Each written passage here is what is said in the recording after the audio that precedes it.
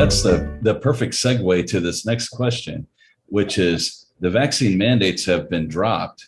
So that means we're out of the danger zone with COVID, right?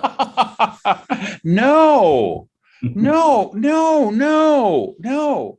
It what where I think what we do is we confuse the legal and the civil rights and personal liberty issues with the issues of whether COVID is a threat and a danger. Okay. And and the courts really have come across and given kind of mixed responses to this. They've said basically, if you're in certain professions, your employer has a right to require you to get vaccinated.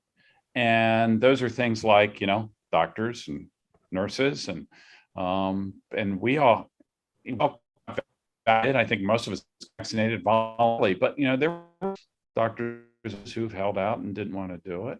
In the military, at the unit of readiness, they've all been vaccinated. And in some cities, even the police and fire are required to get vaccinated, and the courts have said that's okay.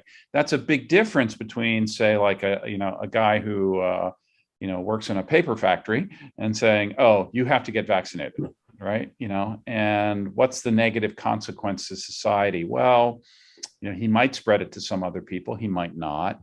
But should he lose his job because he's worried about getting the vaccine? And I think the courts have said not. So, the other thing is that from a public health point of view is mandates can work if you have a broad consensus. And what that does is that gets you the kind of the people on the edges that just don't, and so, between them, oh man, I guess I got to do it or else I won't be able to get on the airplane, or I got to do it or I won't be able to go on my cruise, or I got to do it because I won't be able to do that. So that kind of, or I need it for my job, that kind of pushes those people. But with it, the country so divided, I think the mandates for the general population have just divided things even more.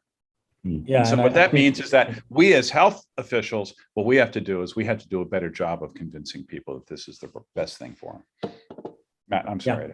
Yeah. No. Sorry. Yeah, I was going to echo everything you said, and sort of to the point of the question as well. We have this tendency to think that it's the CDC or it's the courts that tell us when the pandemic is over. And the truth is, it's the virus that's going to tell us when the pandemic is over. Viruses are smart. Viruses evolve. Viruses they change, and we're lucky that the dominant variants seem to be clinically less severe. Some of that is because of the nature of the virus. Some of that is because we've had so many people with immunity and who are vaccinated. But the pandemic's over really when the virus says, okay, I'm now part of your, the normal respiratory pathogens in your society. And we're still probably not quite there. We're still seeing increasing cases, still seeing surges that come up. That's not an endemic disease. That's still a virus that is figuring its way towards endemicity.